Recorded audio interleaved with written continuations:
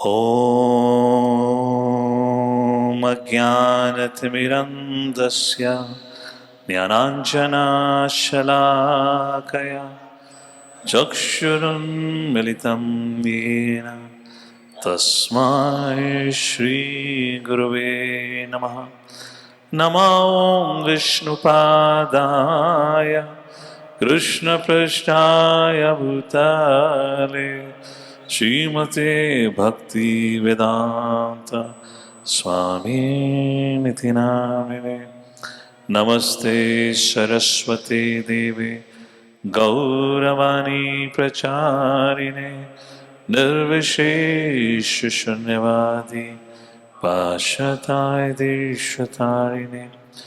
जय श्री कृष्ण चैतन्य प्रभु नित्यानंद श्री अद्वैत गदाधर श्रीवासादि गौरभक्तवृंद। हरे कृष्णा कृष्णा कृष्णा हरे हरे, हरे Ram Ram Ram Hare Hare. More or less, the key subject matter or agenda of Lord Shri Krishna while discussing the subject matter was it began with Arjuna's inquiry, Prayen Akali.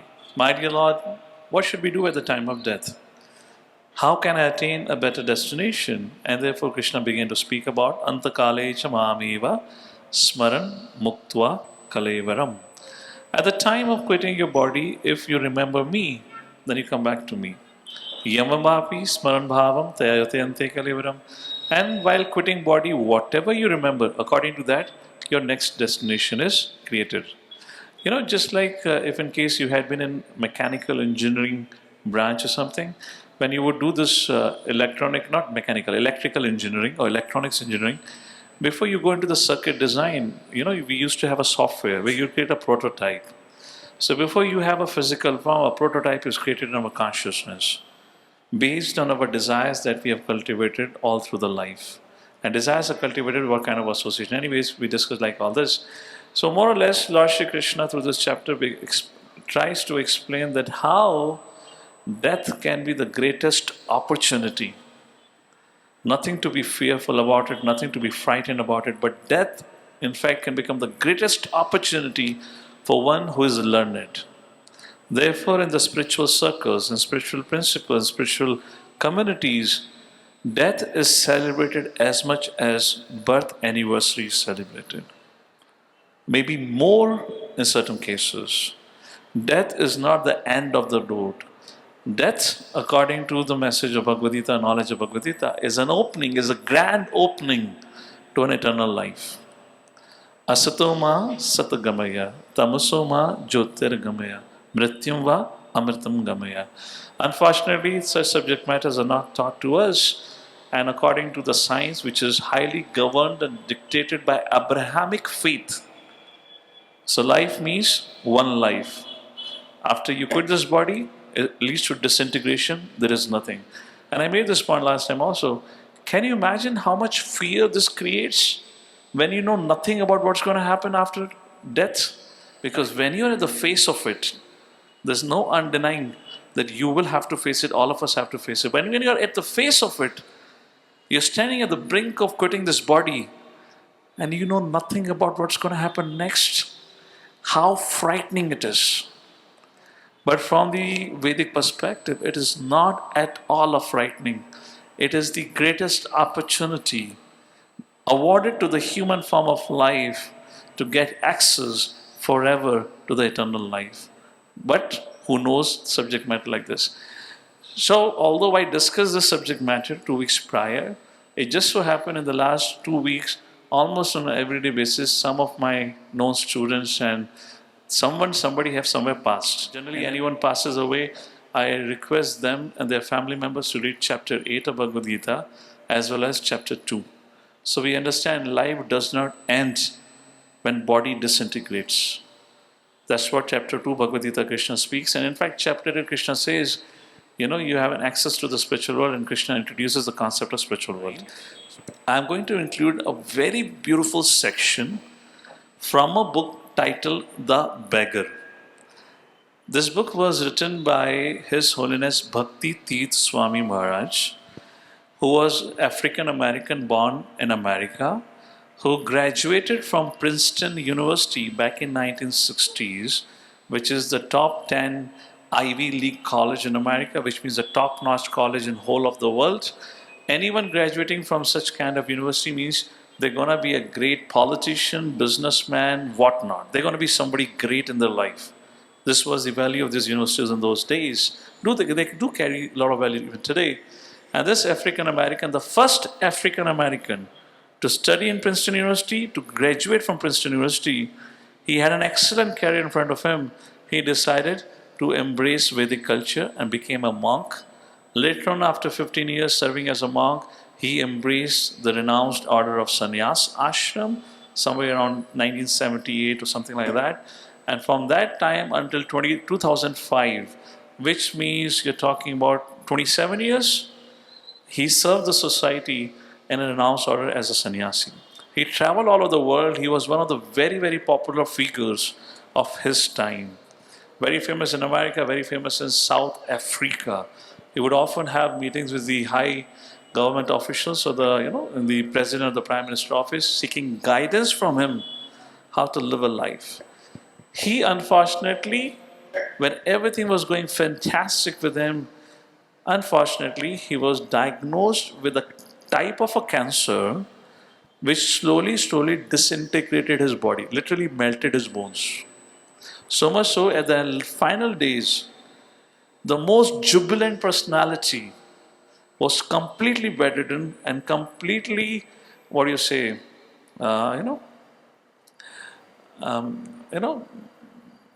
बिल्कुल पतला हो जाना. What would be the thing, appropriate medical word for it? In other words, he lost all his muscle and everything. He became bones in the concluding weeks. And there's a time he wrote this book, The Beggar. It has several volumes, and this is the last volume. He writes his meditation on death.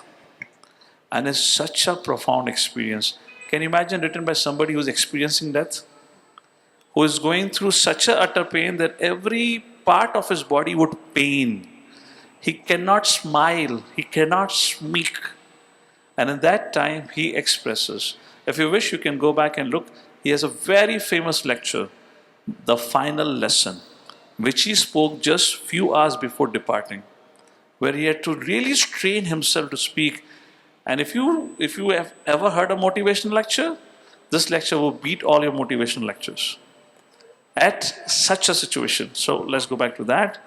I would like to share something about this and then come back to chapter 9.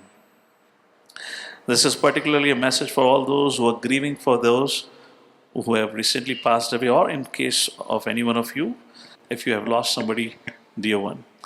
And he writes, why be afraid of death? I've given you enough information about him, in what situation he is, and there he writes this meditation. His Holiness Bhakti Tirth Swami Maharaj, the 4th volume of the Beggar series, is the 15th meditation. So, this meditation is in a conversational format where the body is speaking to the soul. Soul and body having a conversation. Amazing. Let's take a look at it. Today, my soul spoke to my temporary self and said, are you getting it? So, Bhakti Tirth Swami is saying, my soul spoke to my body and said, hey, what is this? How can one with so much knowledge be afraid of death? Swamiji is highly learned, but body seems to be trembling out of fear of death. How can you be so afraid of death? Death. So soul is speaking to the body. Death is one of Krishna's most loyal subjects. Death is equal to all and does not forget or pass anyone up, which means, as a truth, we all have to face it. Death is often very patient. She may wait for 100 or more years before appearing, but she can also take the living entity away in the seconds. Death removes everything that is false. Death reveals to us our true friends. Death exposes our true priorities. Death brings forth wisdom. Death educates us on our fears and weaknesses, but most importantly, death reminds us that these material bodies and material universes are not our homes. This was the subject matter of chapter 8, which we discussed already. Since death is calling you, do not fear or hide, but present yourself and see what she has to offer. After all, she is just faithful and loyal servant of Krishna. Krishna says in chapter 11, Kalos me, time is death. So I appear to everyone as death personified. So death is nothing but a loyal servant of Krishna. In that way, message goes on. My soul said, maybe you are afraid of suffering the pain that is often associated with death. People think death means a lot of pain. We may not mind a particular person coming to visit our home. So the point here is, okay, facing death is not a problem. Many times people who are at the end of their life, they say, okay, death is not a problem, but I'm so afraid with the accompanying friend who is named as pain. We don't want to have pain. Maybe I may have a painless disappearance. So we may not mind a particular person coming to visit our home, but we do not like the company they keep. In its case, why we don't like death? Because the company of the pain it keeps. Dear friend, it is often the suffering and the pain that causes the greatest realizations. What often appears as suffering or poison is like nectar at the end. So, how many of you would have an experience, at least I have plenty of it, if you've gone through some setback in your life, you've gone through, no, of course everyone has gone, I'm not saying that way. My question, let me complete it. If you've gone through any setback or any crisis in your life, over a period of time you definitely went through a lot of emotional hurt and whatnot, but gradually it gave you wisdom that made you more stronger to deal with the world. Yes or no? Please raise your hand. That's the point here. Dear friend, it is often the suffering and pain that causes our greatest realizations. What often appears as suffering or poison is like nectar at the end. Yattad agre visam eva pariname amritopamam tas sukham satvikam proktam atma buddhi prasadajam. 18th chapter, verse number 37, happiness and mode of goodness is like a poison in the beginning, but in the end it is like a nectar. Again, he says, since death is calling you, do not fear or hide, but present yourself and see what she has to offer. After all, she is just faithful and loyal servant of Krishna. My soul inquired, okay, if it was about pain, fine. Are you afraid because of your previous failures? Oh, I'm about to quit my body, but there is so much I wanted to accomplish. How can I leave now when I haven't done what I all wanted to do? I have so many dreams to be fulfilled. So are you afraid because of your previous failures? When death comes for you at a time when you were not qualified to return to the kingdom of God, as Krishna says in chapter 8, you were chastised by Yamraj. Yamraj and his attendants keep very good records. They were fully aware of your shortcomings in previous lives. After all, in Bhagavad Gita, Krishna explains how people who worship in different modes enter into different destinations at the time of death. Everyone, Yanti Deva Vrata Deva Pitrayanti Pitravataha Bhutani Yanti Bhuteja Yanti Matyajino Pima. So this is 9th chapter 25 verse. It talks about those who worship Devatas, they go to the place, land of Devata. Those who worship Pitra, they go to Pitralok. Those who worship Bhutas, they go to Bhutalok. And those who worship me, come to me. That's what Krishna says. We're going to see that verse in today's session also. Since death is calling you, do not fear or hide, but present yourself and see what she has to offer. After all, she is just faithful and loyal servant of Krishna. My soul continued. Are you afraid because you're thinking that you will miss your present relatives? friends, students, disciples, and projects? Or are you feeling that they will miss you and they need your physical presence to continue? Valid point. That's also a big trauma.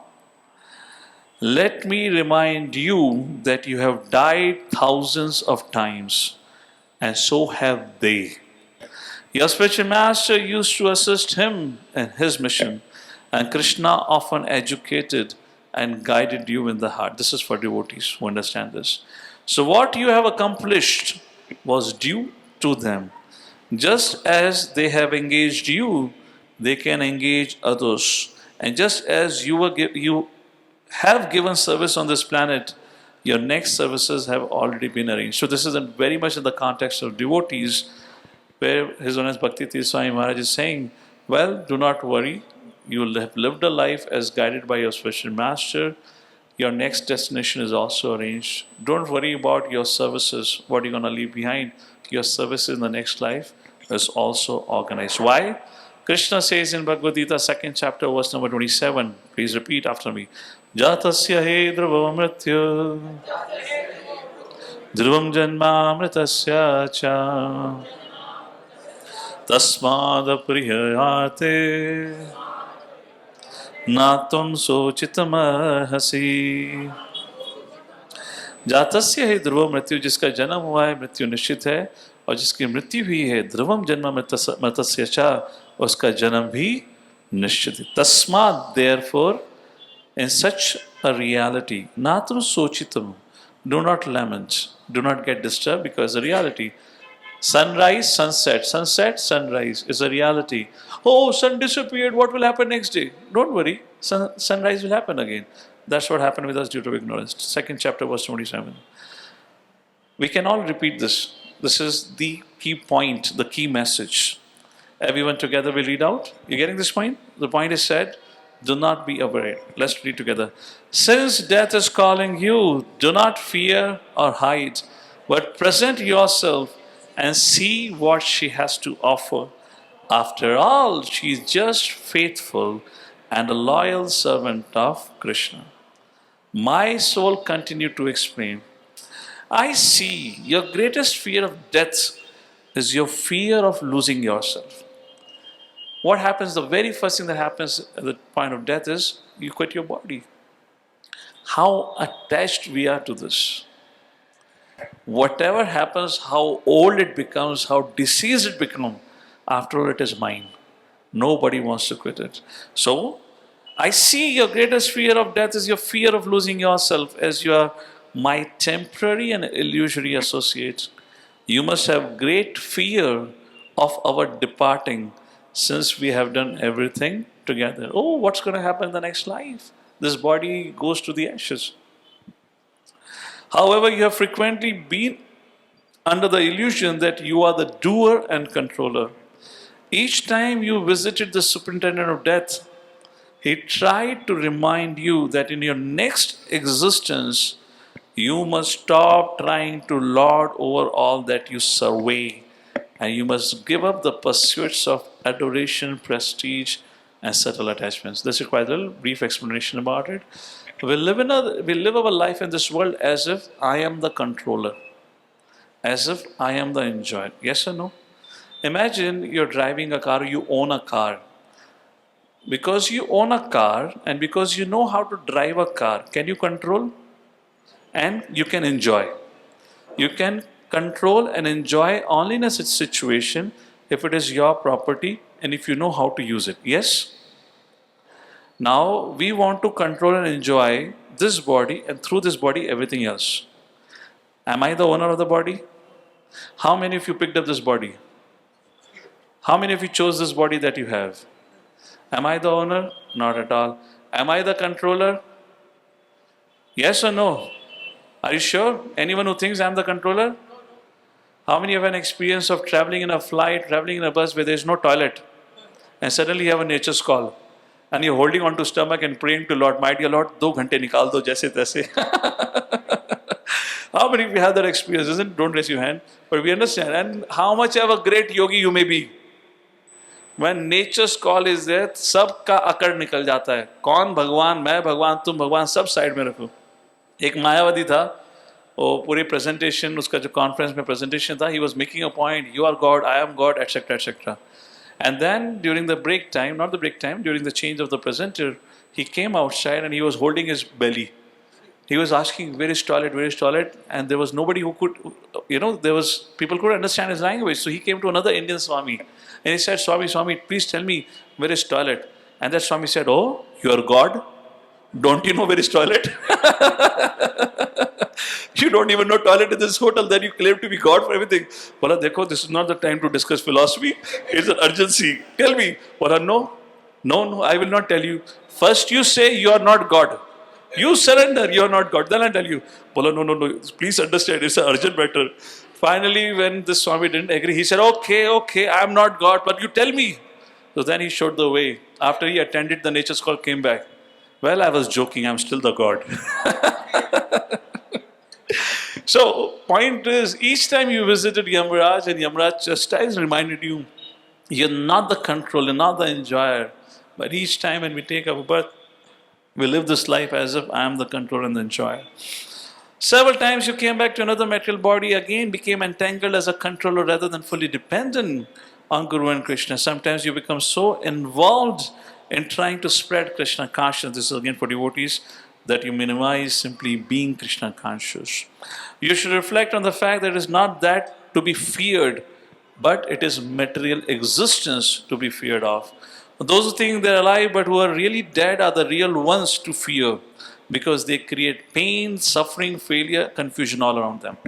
What is being said here is a very deep philosophical point. Whom we should be really afraid of?